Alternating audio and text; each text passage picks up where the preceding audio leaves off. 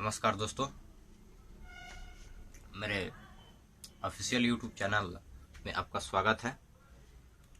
जैसा कि मैं आप लोग को नोटिफिकेशन में बताया था कि मैं आप लोग के लिए मैथ्स का सारे चैप्टर को कवर कराऊंगा, जिसमें आपको 7th से लेकर के और 12th तक की चैप्टर उसमें इंक्लूड रहेंगे। 12th का 10 चैप्टर उसमें इंक्लूड है और सबको मैं डाटा बना चुका हूँ। पर डे आपको एक वीडियो जरूर दूंगा।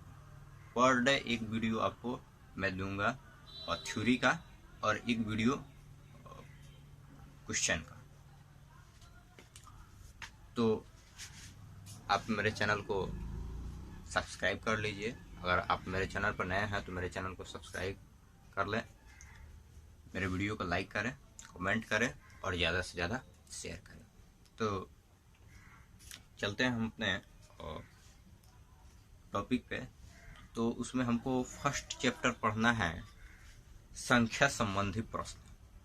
ठीक है, तो मैं धीरे धीरे उसको आगे की तरफ पढ़ेंगे। इजी वे से हम लोग ऊपर हायर वाला क्वेश्चन देखेंगे। ठीक है, तो आसान पहले क्वेश्चन हम लोग देख लेते हैं, उसके बेसिक नॉलेज के बारे में। उसके बाद हम आगे बढ़ेंगे, उसके बाद एडवांस लेवल हम लोग देखेंगे। ठीक है, तो हम लोग देर न करते हुए शुरू करते हैं संख्या संबंधी प्रश्न। तो हम लोग बात करने वाले थे संख्या संबंधी प्रश्न यानी नंबर, उसको बेसिक नॉलेज के बारे में, बेसिक कॉन्सेप्ट के बारे में हम लोग को पढ़ना है। ठीक है, सबसे पहले उसमें हमको बेसिक कॉन्सेप्ट के बारे में जानना है। तो बेसिक कॉन्सेप्ट में सबसे फर्स्ट में है प्राकृत संख्या, नेचुरल नंबर। नेचुरल नंबर किसे कहेंगे? तो गिनती की संख्या को हम लोग प्राकृत संख्या कहते हैं, नेचुरल नंबर कहते हैं। जैसे 1, 2, 3, 4, 5, 6, 7, इस तरह से मेरा जितने भी गिनती की संख्या है सबको हम लोग प्राकृत संख्या कहते हैं।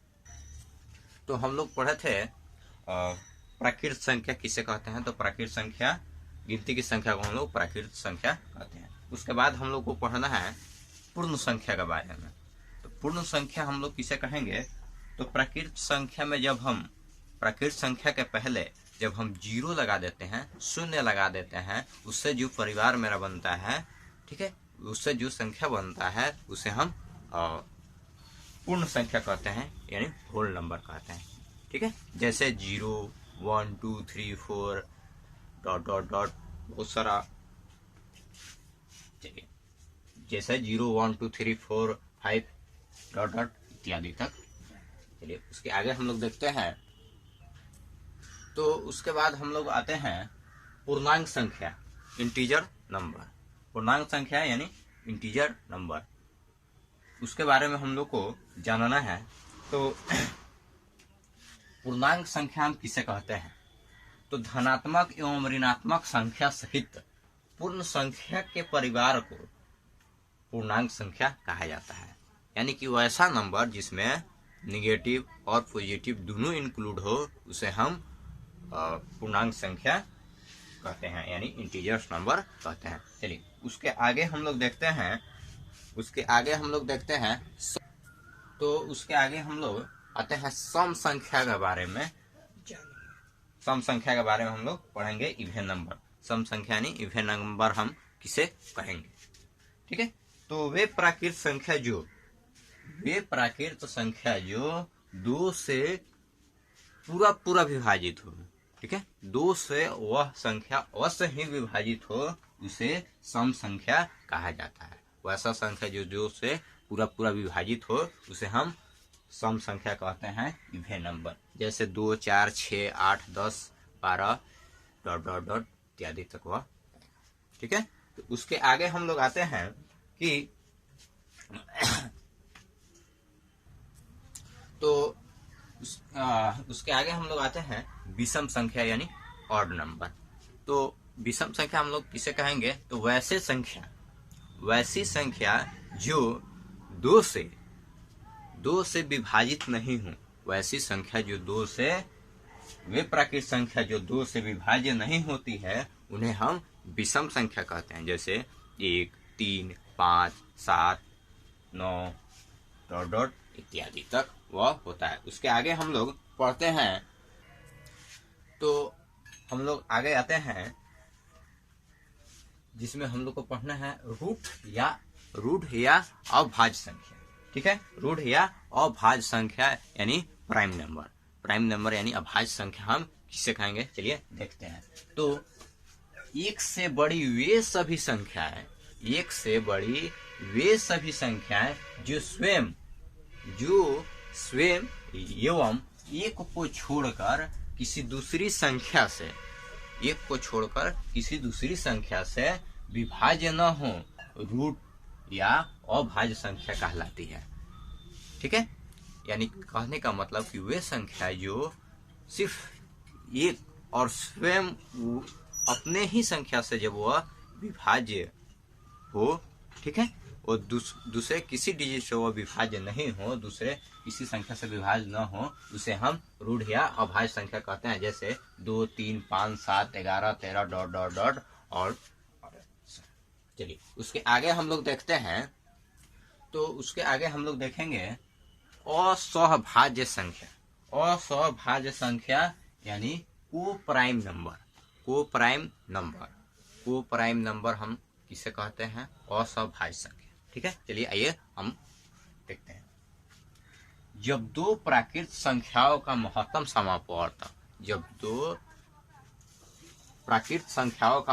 समापवर्तक एक हो, तो वे दोनों असंख्याएं स्वभाज्य संख्या कहलाती है।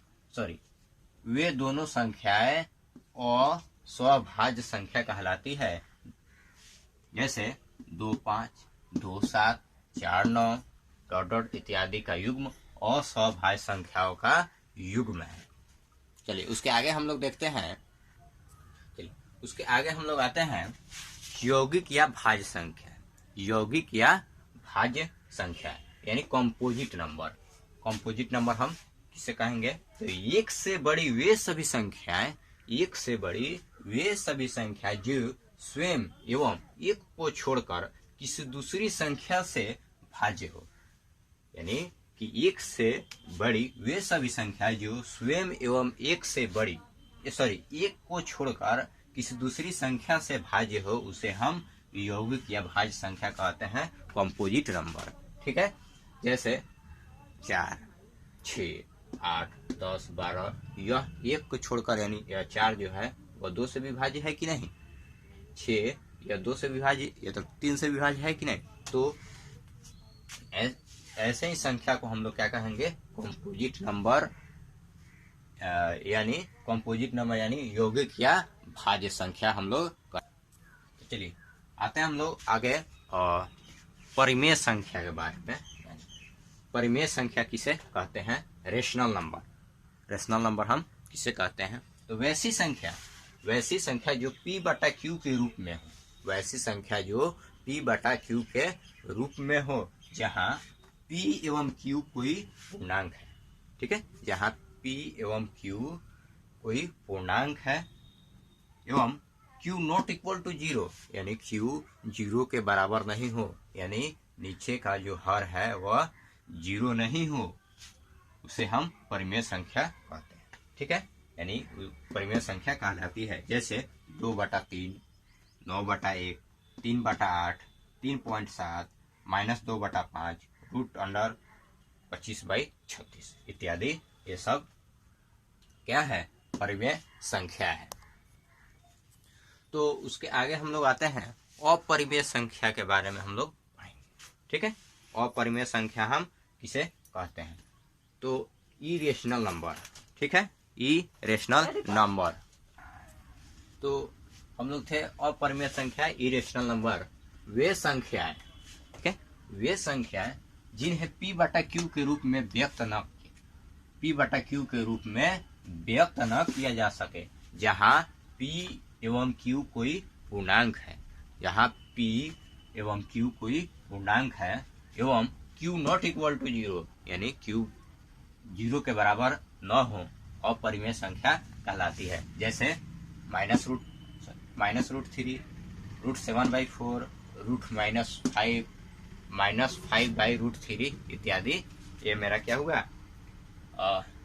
इरेशनल नंबर हुआ। अब हम लोग पढ़ेंगे रियल नंबर के बारे में।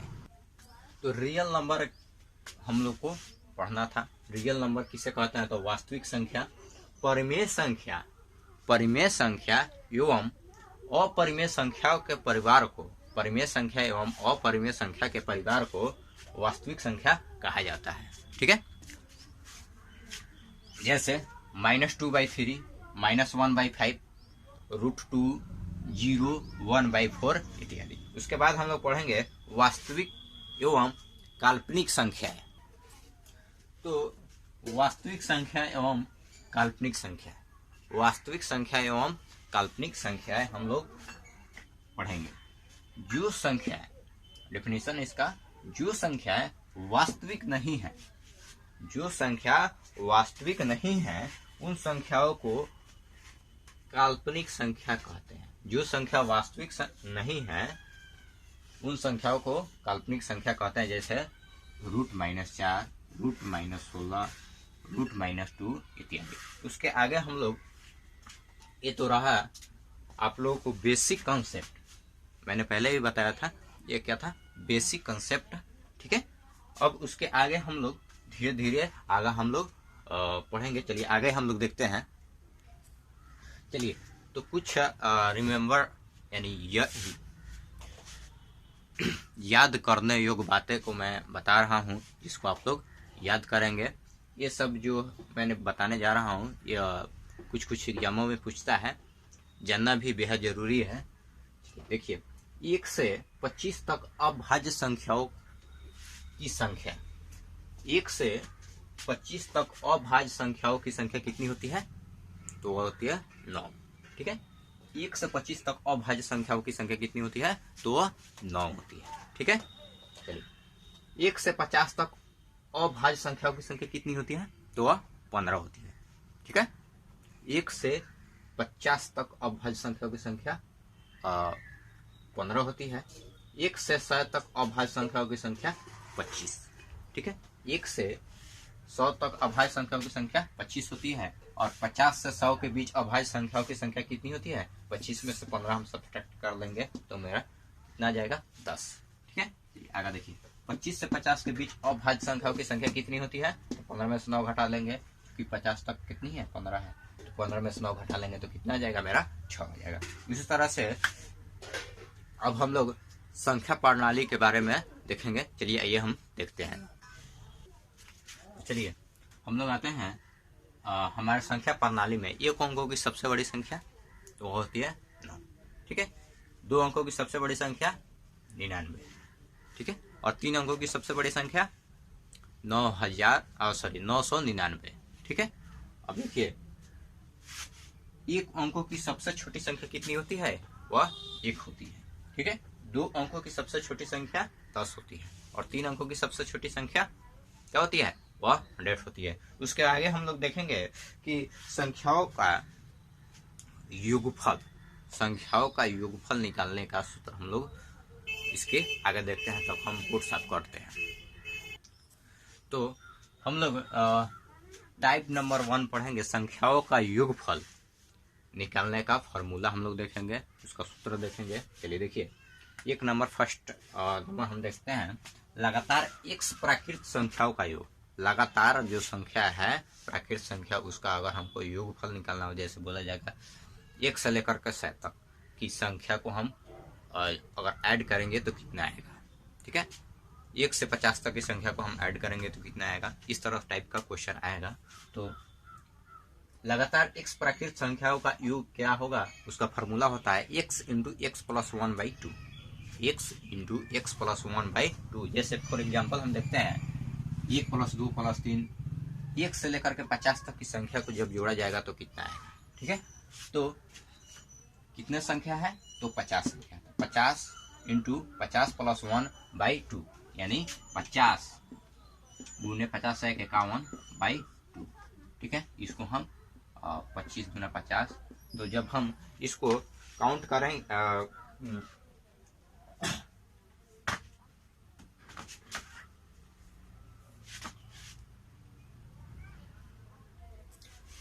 तो 2 से हम इसको डिवाइड करेंगे तो 25, तो मल्टीप्लाई हम इसमें करेंगे तो 1275। ये मेरा क्या हो जाएगा, जब हम 1 से लेकर के 50 तक की संख्याओं को जब हम ऐड करेंगे तो 1275 मेरा आंसर है। चलिए उसके बाद हम 2 नंबर देखते हैं। चलिए तो आगे हम लोग देखेंगे 2 नंबर, x के n तक पहाड़ाओं का योग यानी टेबल का योग। ठीक है, तो जैसे पूछा जाएगा आपका क्वेश्चन कि 2 के अगर टेबल को हम ऐड करेंगे तो कितना रिजल्ट आएगा, 5 का टेबल को अगर हम ऐड करेंगे तो कितना आएगा। ठीक है, तो इस टाइप का जब प्रश्न आएगा उसके लिए फॉर्मूला क्या है कि x के n तक पहाड़ों का योग बराबर xn यानी नंबर ऑफ पहाड़ का जो नंबर होगा तो कितना होता है, 10 होता है। xn into x plus 1/2। ठीक है, ये फॉर्मूला हो गया। जैसे एग्जाम्पल हम देते हैं 9 के पहाड़ा का योगफल, तो 9 का पहाड़ा तो हुआ मेरा। ठीक है, और कितना संख्या होता है 9 का पहाड़ा में, तो जैसे जिस तरह से 9 18 इस तरह का टेबल हुआ तो कितना होता है, 10 होता है। तो यहाँ पे हम 10 नंबर और 10 + 1 है। ठीक है, चलिए उसका ट्रिक हम लोग देख लेते हैं। जिस अंक के पहाड़ा को जोड़ना हो, जिस अंक के पहाड़ा को जब जोड़ना हो तो उसमें हम क्या करेंगे, 55 से मल्टीप्लाई कर देंगे। ठीक है, 55 से गुना करके उसका हम योगफल निकाल लेंगे। ये क्या हुआ, आपका ट्रिक हो गया। ठीक है, जैसे 5 के पहाड़ा का योगफल हमको निकालना है तो क्या करेंगे, 5 गुने 55 बराबर 275। ठीक है, वैसा ही 6 के पहाड़ा का योगफल, 6 के पहाड़ा का योगफल क्या होगा, 6 गुने 55 हम कर लेंगे। ठीक है, उसके आगे हम लोग देखते हैं